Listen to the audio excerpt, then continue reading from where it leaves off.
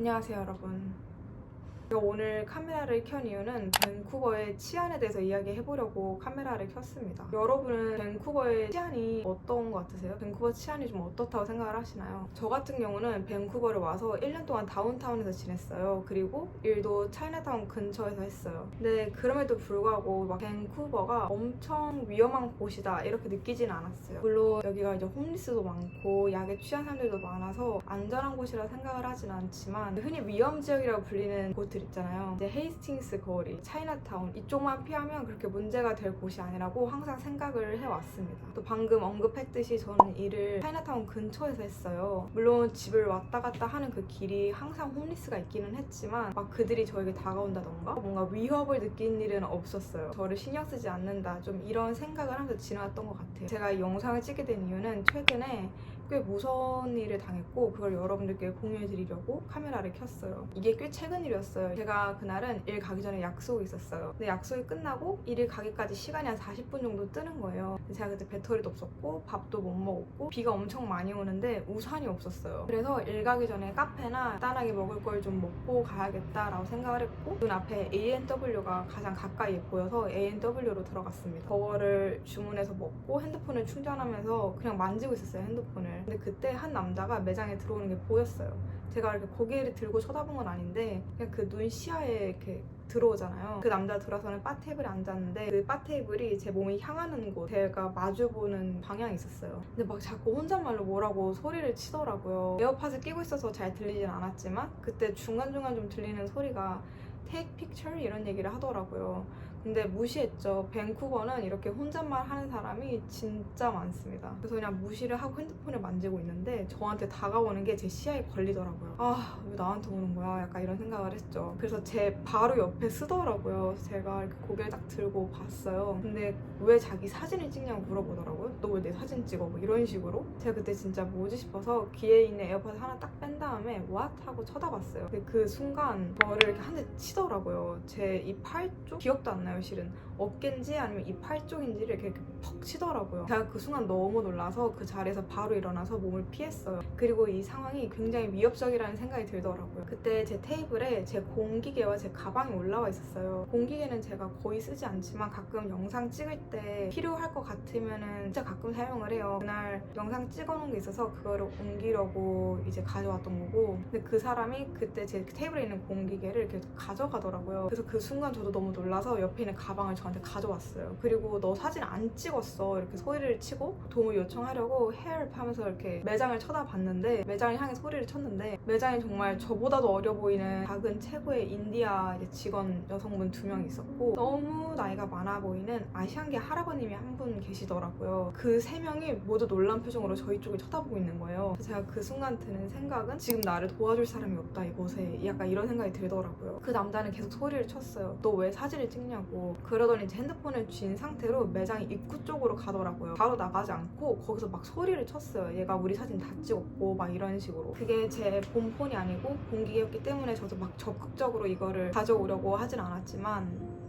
아니야, 근데 본폰이어도 저는 뭘 못했을 것 같아요. 저는 체구가 작고 그 사람은 키 한 175 정도 되는 키에 크긴 남성분이었어요. 제가 어떻게 상대를 할 수 있는 그게 아니죠. 근데 그때는 무섭기도 한데 너무 화가 나는 거예요. 내가 왜 이렇게 힘없이 내 물건을 뺏겨야 되지? 난 사진도 안 찍었는데 왜 이 난리를 치는 거지? 저 정말 맹세코 사진도 안 찍고 영상도 안 찍었거든요. 너무 화가 났지만 진짜 그냥 무력하게 그걸 쳐다보고 있었는데 그 안에 있는 이제 직원 여성분 2분이 막 전화기를 들고 나오시면서 우리 지금 경찰한테 전화했다고 하지 말라고 이렇게 소리를 막 치시더라고요. 그때 같이 소리를 쳐주는 사람이 있으니까 그나마 조금 더 용기가 생겨서 저도 핸드폰을 다시 내놓으라고 소리를 쳤어요. 근데 그 상황도 이 남자 예를 들어 이렇게 입구에 서 있었다라고 하면은 모두가 이렇게 멀찍이 서서 여자 3명이서 거기서 막 소리를 치고 있었던 거죠. 그래서 이제 경찰한테 전화를 했다고 하니까 그 남자가 나갔어요. 나갔는데 나가면서 제 핸드폰을 밖으로 이렇게 던져버리고 나간 거예요, 세게. 던지고 사라지는 게 문으로 보였지만 전 무서워서 바로 못 나가겠더라고요. 그리고 나서 이제 몇 초 있다가 밖으로 나가봤죠. 근데 제 핸드폰이 이제 정말 도로 한가운데 떨어져 있었는데 바퀴가 다니는 쪽이 아니라 그 차와 차들이 다니는 사이에 떨어져 있더라고요. 그때 차들이 신호 때문에 정차를 하고 있던 상황이었는데 차에 있던 한 여성분이 이 상황을 동안 지켜보고 계셨나 봐요. 차에서 나오더니 제 핸드폰을 주워서 저한테 갖다 줬어요. 그러면서 너 지금 무슨 일이야? 저 남자가 너 핸드폰 던진 거야? 이렇게 물어보더라고요. 근데 제가 그 핸드폰을 건네봤는데 그 순간 울음이 빵 터진 거예요. 그래서 제가 그 여자분이 물어보는데 설명을 할 수가 없었어요. 그냥 그대로 울면서 매장 안으로 들어왔어요.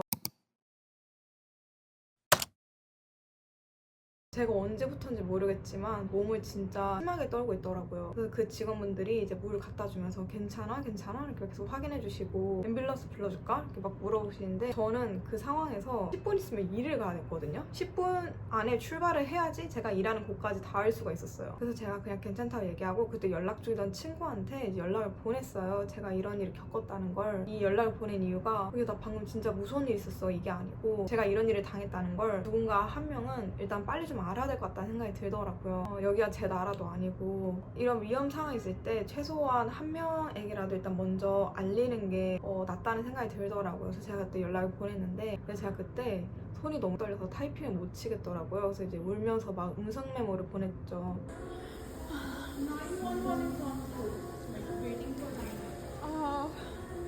I need to go work in 20 minutes.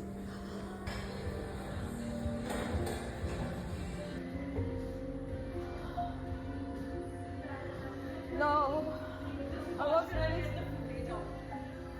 그리고 또 이제 직원들이 경찰에게 신고를 했으니까 그 전화를 저에게 바꿔줬어요. 막 저한테 물어보더라고요. 일단 집 주소는 어디야? 포스탈 코드는 뭐야? 그 남자 키는 어때? 어떤 모습이었어? 무슨 옷을 입었어? 너를 때렸어? 네 물건을 훔쳤어? 이렇게 계속 물어보시더라고요. 물론 이분들은 이제 이런 걸 당연히 물어봐야 되는 거겠지만 당연한 절차겠지만 저는 너무 그 순간 정신도 없고 스트레스 받더라고요. 근데 어쨌든 대답을 다 하기는 했죠. 그리고 나서 뭐 이제 끝났어요. 일단 전화통화는 끝나고 저는 일을 갔죠.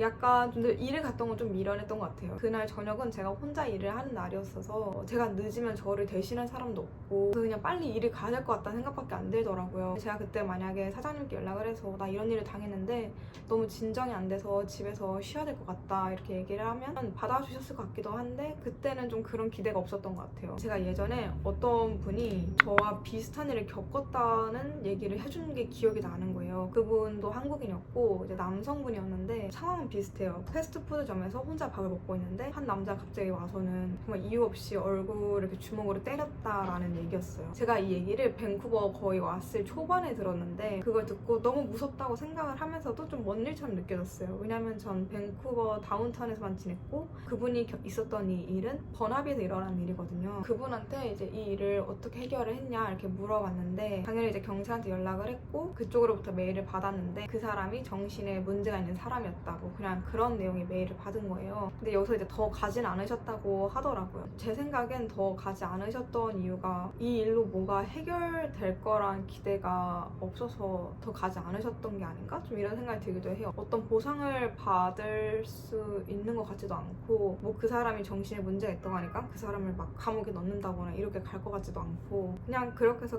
끝내셨다고 하더라고요. 저도 뭔가 어떤 기대가 되진 않았지만 경찰과 좀 컨택을 해보려고 했는데 경찰분이 제가 일을 할 때 전화가 와 있고 제가 전화를 하면 전화를 안 받고 또 제가 일을 하고 있으면 전화가 와 있고 계속 이렇게 반복이 되더라고요. 또 그때가 크리스마스와 연말 막 1월 시즌이었어요. 그래서 이렇게 흐지부지 되다가 이제 결국 끝나버렸습니다. 근데 제가 만약에 연락을 했다고 해도 그냥 비슷한 내용의 메일을 받았을 것 같다는 생각이 들어요. 근데 제가 조금 놀랐던 부분은 제가 이 일이 있었던 곳이 그 커머셜 시리얼 스테이션 그 맞은편에는 ANW였어요. 거기서 오후 4시에 일어났던 일이에요.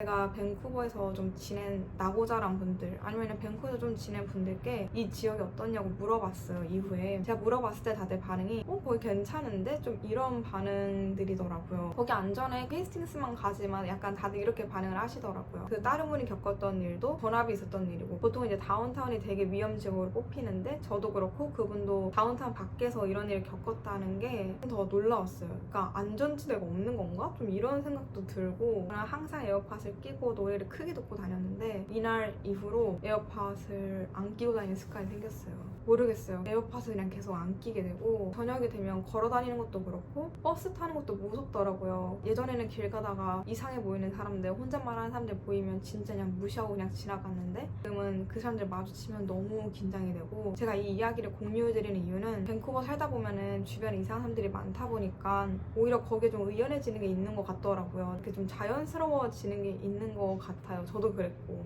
그래도 이런 부분에 있어서 이런 사람들은 항상 경계를 할 필요가 있다라는 걸 또 말씀드리고 싶었고, 가끔 유튜브 컨텐츠들 보면은 제가 직접 본 적은 없지만 썸네일을 보면 약간 캐나다도 그렇고 뭐 미국 같은 것도 그렇고 막 이렇게 이상한 사람들 있는데 가서 영상 찍고 막 다가가고 이런 컨텐츠들도 좀 있더라고요. 제가 이번 일을 통해서 정말 어떤 이상 행동을 갑자기 할지 모르는 사람들이다라는 생각이 들어서 여러분들께는 저처럼 정말 워홀 오신 분들 아니면 뭐 공부하러 오신 분들 모든 분들께 이런 일이 절대로 일어나지 않기를 바랍니다. 저도 그 당시에는 너무 무서웠는데 어쨌든 이게 작년 말에 일어난 일이거든요. 그러니까 액땜했다고 생각을 하고 있어요. 근데 새해는 정말 좋은 일이 생기려나 보다 그냥 이렇게 생각을 하고 말려고 합니다.